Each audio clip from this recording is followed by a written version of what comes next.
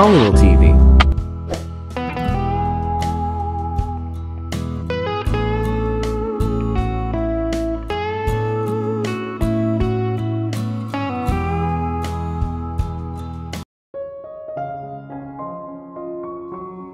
Kinusot-kusot ni Anne ang kanyang mga mata. Hindi pamilyar sa kanyang kinaroroonan, kaya ilang sandali lang siyang nanatili sa kahihigaan niya habang ginigising ang inaantok pa rin niyang diwa. Nang tuluyang magising ang diwa niya, naalala na niya sa wakas kung nasaan siya. Naroon nga pala siya sa ancestral house ng pamilya ni Dan. Sinipat niya ang relong pambisig. Mag-aalauna na pala na madaling araw. Kaya naman pala nagugutom na siya. Mabilis na bumaba siya ng kama at nagtungo na sa kusina.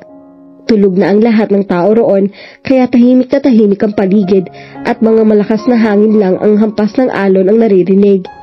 Napaka-relaxing ng tunog na iyon. Parang kahit naglalakad siya, pwede siyang matulog. Aray! Peste! Hinilot niya ang nasaktang binti nang tumama sa kung anong bagay. Nasaan ba lintik na mga switch ng ilaw na iyon? Pero nakarating na siya sa kusina ay hindi pa rin niya makita mga switch. Mabuti na lang pala at magaling siya sa kapaan, kung hindi baka sa kung anong kangkungan na siya ang babagsak. Ref! Sa wakas ay nakita na niya ang liwanag na mabuksan ang refrigerator. Kain na! Kung sino man na nagluto ng lahat ng pagkain sa ref na iyon, sasambahin talaga niya. Umupo siya sa kitchen counter at doon siya nagpakasal ng pagkain. Hindi pa siya nasatisfy sa kanyang pagkain nang magliwanag ang buong paligid. Automatikong napalingon siya sa pinanggagalingan niyon. Art was standing by the door, his hand on the light switch. Sinasabi ko na nga ba't may malaking daga rito? Sumagot siya ngunit hindi dahil puno ng pagkain ng kanyang bibig, kahit siya ay hindi maintindihan ang kanyang mga sinasabi. Don't talk when your mouth is full. Binigyan siya nito ng isang basong tubig. Buong puso niya tinanggap iyon dahil nabibilaw ka na siya. Thanks. As I was saying, bakit hindi ka nagbukas ng ilaw? You could have tripped yourself. I already did. Parang gusto niyang mapangiti nang magsalubong ang mga kilay nito. But don't worry, I'm a nurse, so I'll just take care of it. I'm not worried. Muli nitong nilagyan ng tubig ang kanyang baso. Iniisip ko lang na panibagong alalahanin na naman sa mga tao rito kapag nakita nilang polka dot sa mga binti mo bukas. Napatigil siya sa pagnguya. Alam ko na ayaw mo na nandito ako ngayon, pero sana maintindihan mo rin na hindi ko naman ipinagsisiksikan ang sarili ko rito. Kung alam ko lang na nandito ka, sana hindi na ako pumayag na sumama kay Doc Dan. As usual, hindi totoo yon. Nais-nilis lang siya sa tono ng pananalita nito, kaya kinailangan na naman niyang mag-imbento ng kasinungalingan. Kung ayaw mo nandito ako, sige, aalis ako. Pero pakain muna, gutom na talaga ako eh. Hindi to sumagot, bagkos ay nagtungo lang uli ito sa ref at kumuha ng cube ice at inilagay sa toilet. Pagkatapos ay humila ito ng upuan sa harap niya, saka itinasang kanyang binti. Anong Kumain ka na lang dyan. Putol nito sa sasabihin niya. Inililis nito ang pajama button hanggang sa tuhod niya. Saang banda rito ka nagka-polka dots bukas? Ha? Napasinghap siya ng malakas na may diinan nitong isang bahagi ng binti niya. Here it is. He gently put the improvised cold compress on that spot. Sa lahat ng nurse na nakilala ko, ikaw ang pinakapabaya. At sa lahat ng taong nakilala ko, ikaw ang pinakamalupit. Kung masama ang loob mong tulungan ako, huwag ka na lang tumulong. Lalo lang ako nadidisgrasya eh. Serves you right for throwing things that are not yours. That picture again? Ilang beses ko ba dapat sabihin na, May pinisila naman itong makirot na bahagi ng binti niya. Just how many times did you trip yourself, woman? Hindi siya kumibo. Napailing ito. Dito ka lang. Tatawagin ka si Dan. Huwag na. Ang OA mo. Kaya ko namang asikasuhin ang sarili ko. Itinaas niya ang mga binti. Kaya naman ituloy mo na lang kung ano mga ginagawa mo. Sumunod naman ito. Nagtaka man siya sa mabilis sa pagsunod dito sa kanya, hindi na siya nagsalita pa. Masarap sa pakiramdam niya na inaasikaso at inaalagaan siya nito. As a nurse, sanay siya na siya nag-aalaga sa mga tao. Ngayon lang siya nakaranas sa alagaan kahit hindi naman kailangan dahil kaya naman niya ang sarili niya.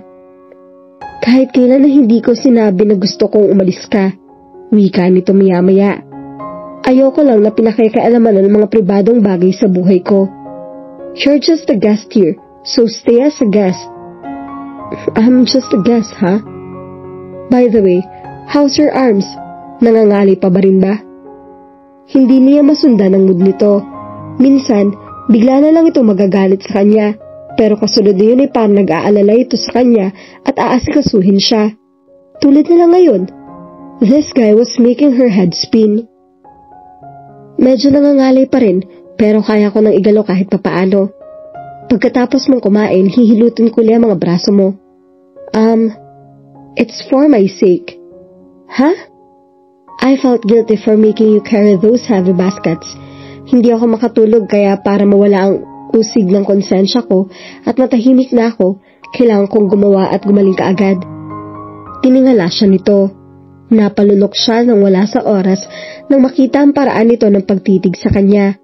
She could feel that her heart started to thump in a manner even her medical background couldn't understand. Bakit? He reached out a hand to her and touched her neck. Namumula pa rin ba hanggang ngayon ang pagkakurot ko sa pisngi mo? To think na hindi naman ganun kasakit iyon. Magrereklamo sana siya dahil masakit talaga ang kurot nito, pero napigil siya ng tono na ginamit ito. What a warm, soft voice. Even his touch was unusually gentler than ever, as if he was afraid of hurting her. Sorry about this. Their eyes met, locked for several seconds, and then he turned away. Again, huwag ka na makikialam muli sa mga bagay na walang kinalaman sa'yo para hindi ka aksidenteng nasasaktan. Maingat itong pinakawala ng mga binti niya. Kapag natunaw na ang yelo, kumuha ka na lang dun sa ref. If you feel anything unusual, sabihin mo agad sa akin. Mag-iingat ka na sana sa susunod. Iniwan na siya nito pagkatapos. Sinundan lang niya ito ng tingin habang palabas ito ng kusina. What was that all about? Bakit parang gusto niya itong halikan kanina? Nakasalubong ni Art si Dan sa pinto ng kusina. You're here. Good. Aasikasuhin mo ang bisita mo. She's hurt. Anito kay Dan. Hurt? Nilingon siya ni Dan at kinawayan niya ito. Patayin niyo mga ilaw pagkatapos niyo rito, wika ni Art. Saka sila tuluyang iniwan. Magandang gabi. Hindi nakaligtas sa matalas niya mga mata ang klase ng pagkakangiti ni Dan nang lagpasan nito ni Art. Doc. Don't what? Alam ko ang ibig sabihin ng ngiti mong yan. Nag-iisip ka na naman ng kalokohan. I'm a doctor. Wala sa bokabularyo ko ang mag-isip ng kalokohan. It's bad for my health. So anong ginawa niyo sa'yo ni Art? Doc, I'm just asking. Diskumpiyado man dito, hinayaan na lang niya ito. Total naman ay hindi siya magtatagal sa lugar na iyon para magulo nito ang buhay niya dahil sa pinsan nito. Binigyan lang ako ni Art ng tubig. Itinaas niya ang kanyang mga binti. Siya rin ang naglagay ng cold compress sa binti ko. Bakit? Hindi ko kasi alam kung nasa ng mga switch ng mga ilaw, kaya nabubunggo ako sa mga gamit ninyo sa sala pagpunta ko rito. Nadali ang mga binti ko, kaya nag-prepare siya ng cold compress para sa akin. In-inspect din niya ang pamumula ng mga pisngi kong pinanggigilan niya kanina. Inilapit niya rito ang kanyang mukha. Namumula pa ba? Wala naman. Wala? Pero sabi ni Art. Napahawak siyang bigla sa kanyang mga pisngi. Kung ganoon, idinampilang nito ang kamay sa pisngi niya dahil sa wala lang. Dan touched her cheeks with his fingers. Masakit ba? Ow! Pagbaling niya sa ibang direksyon upang ilayo kay Dan ang mukha, ay saka naman niya napansin na nasa may pintuan pa lang si Art. Nakamasid lang ito sa kanya. Art! He left again. Pinigilan niya ang kanyang sarili na sundan nito at baka kung anong isipin nito. Pero baka nga kung anong isipin nito sa nabunutan nitong eksena sa pagitan nila ng pinsan nito. I smell an LQ. Nahangising sabi ni Dan. Che? Left. Catch! Anne dived in and caught the frisbee. Pinapagpagaan niya ang mga mukhang umani ng sangkaterbang buhangin sa ginawang paghabol sa frisbee. Sige, panalo kami. Hey, kami naman, reklamo ni Mil. Hindi lang mga single na may karapatan mangarap sa frisbee. Natatawang ibinigay nito ang frisbee para sa ikakasal na. Salamat kaibigan. Mahigpit na niyakap siya nito nang mangyak-ngyak pa. Aray, peste Camille, baka balak mo bang durugin ang mga boobs ko? Ay, akala ko nakataligot ka eh. Mil would be a part of this crazy family soon. Salamat sa ginawang pagpapakialam ni Dan. Tuluyan na nakatapakan na ito si Ochal. Masaya siya para dito, lalo na't sa wakas magkakaroon na rin ng mag-aalaga kay Mil na pang world record ng pagiging pasaway pagdating sa kalusugan. Umupo siya sa tabi ni na Mary Jane at Amy na parehong tutok ang atensyon sa laptop ng mga ito. Hindi kayo maglalaro? Naglalaro na kami. Sabay pang ipinakita ng dalawa sa kanya ang nasa laptop ng mga ito. A video movie. No, wait, it's... Nakangising pinapanood ulit ni Amy ang nasa computer nito. We've put CCTV cameras all over the mansions for easier surveillance. Masyadong malaki ang lugar na ito para laging masubaybayan ang ilang mga tao lang araw-araw. Isa pa, abala rin sila sa ibang gawain dito tulad na lang ng pag-aasikaso sa vegetable garden ni Kuya Art. Dugtong ni Mary Jane. Ilang beses na kasi nagkaroon ng trespassing incidents dito. Mabuti na lang at malakas ang pang-amoy ng mga tauhan ni Kuya Art kaya nahuhuli agad ang mga intruders. Oh, I see. Kung ganoon, si Art nga ang nagpapalakad at nangangalaga sa lugar na iyon. Ang hirap pala ng trabaho niya rito, no? It's his choice. Hindi niya gusto mawalay sa love of his life. Ang weird naman ng love of his life ng pinsan ninyo. Mga gulay. Walang sino man sa mga ito nag-react. And judging from their faces, she even felt like she had offended them. May nasabi ba akong mali? Wala pa rin nagsalita sa mga ito. Ano kaya nangyari? We're playing games by putting our bets on the probability. Ani ay maya-maya. On when Kuya Gan is going to confess his feelings to his secret love for 3 years. Dugtong ni Mary Jane. Secret love of 3 years? Yeah, nakakahiya no? Hindi naman. Pero kung ang seryosong lalaking tulad ni Gani ay ganoon pala katorpe, para hindi na siya magtataka. Lalo na't isa pang may Ochal na medyo tumagilid din ang love story bago nakapagtapat sa ibang babaeng mahal nito. And then there was Benedict and Frank. Hey, sino nagpaubaya kay Art ng giniling at grilling area? Oo nga, kapag wala tayo nakainihaw na pusit. Tiningnan niya ang grill ng area at tinutukoy na magpipinsan. Naroon nga si Art at tabala sa pag-iihaw ng kung ano-ano. Siya ang pinakamagaling na magbubukid sa buong mundo, pero pagdating sa pagluluto, mas masarap ang kainin ng hangin. Kinakain pa iyon? Uy, sobra naman kayo, singit niya. Purihin niyo man lang ang effort niya sa pagluluto. Hindi tayo mabubusog ng effort, ani Amy. Magreklamo kayo kung tumutulong kayo, aniya. Pwede mong tulungan si Kuya Art kung gusto mo, ani Mary Jane. She looked at Art again. Mukhang nalulungkot ito sa pag-iisa nito sa harap ng ihawan dahil nagdadabog ito. Ang tanong, papayag ba si Kuya Art na tulungan siya nito lalo na ngayon? Kanina pa hindi maganda ang mood ng isang yon. Kaya nga kahit sa iba nating mga pinsan ay hindi na siya nakikialam pa. Kaya pala muntik na siyang lapain nito nang pakialam niya ang wallet nito. Sige Ann, kaya mo yan. Ha? Bakit ako? Pinagtatanggol mo kasi si Kuya Art. Oh, ano ngayon? Walang nagtatanggol sa kanya kahit sino sa amin, sagot ni Mary Jane. Ang sungit kasi, ikaw ang una nagtanggol sa kanya, kaya ikaw ang ligtas sa mga inihaw na pusit na iyon. Bago pa ma-high blood si Kuya Ochal at si Kuya Art ang mga hiyaw niya. Wala siyang kabalak-balak na lapitan man lang ang binata dahil sa nangyari sa pagitan nila ng dagang gabi. Hindi rin kasi makatulog ang maayos sa pag-iisip ng maging akuswetasyon na ito sa kusina. Ann, Inuso ni Amy ang kinaroroonan ni Art. Please, save our lunch. Ayaw. Well, ayaw pa sana niyang puntahan si Art, especially since she was still a little rattled with those weird feelings she felt whenever she was with him.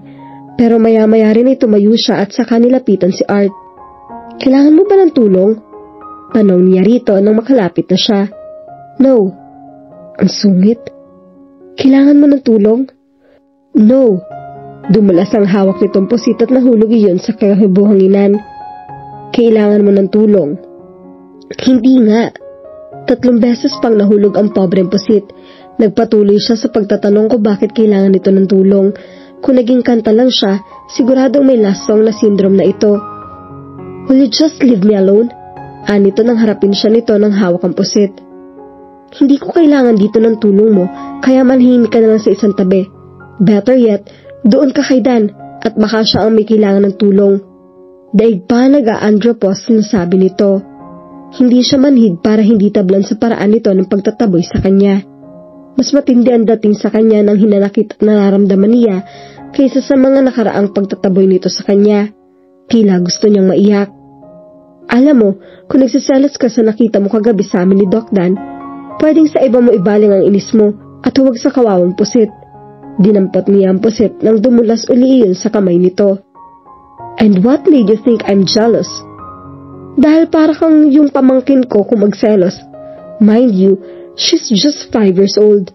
Kinuha nito sa kanyang pusit, saka inihagi sa Ijuan. Oh look, gawain din iyan ng pamangkin ko sa mga Barbie dolls niya pag nagseselo siya.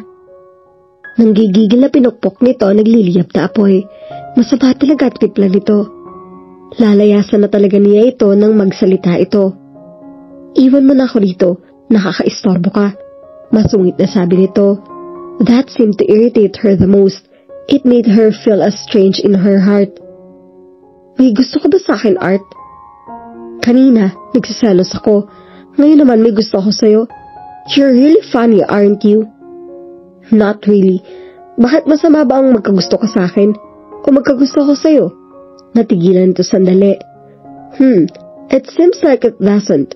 Kung ganoon, please be careful with my heart, Art, magbubukid. Amoy usok na pamaypay ang sumalubong sa kanya pagharap nito. You're not allowed to like me. Now, leave. Ayoko. Pinalis niya ng pamaypay. Mamimiss mo ako kapag iniwan kita. Try me. Not now. Mula sa loob ng bahay, narinig nila ang malakas na sigaw. Sunog! Sunog!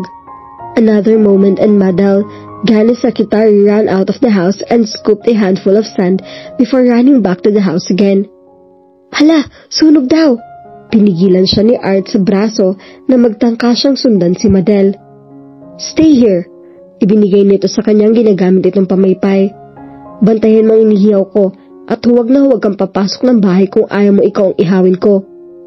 Pagpasok nito sa bahay kasama ng mga pinsan nitong lalaki, sumunod siya.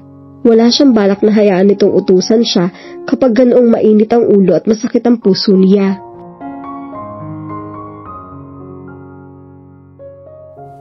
At dito na po nagtatapos ang ating kwento.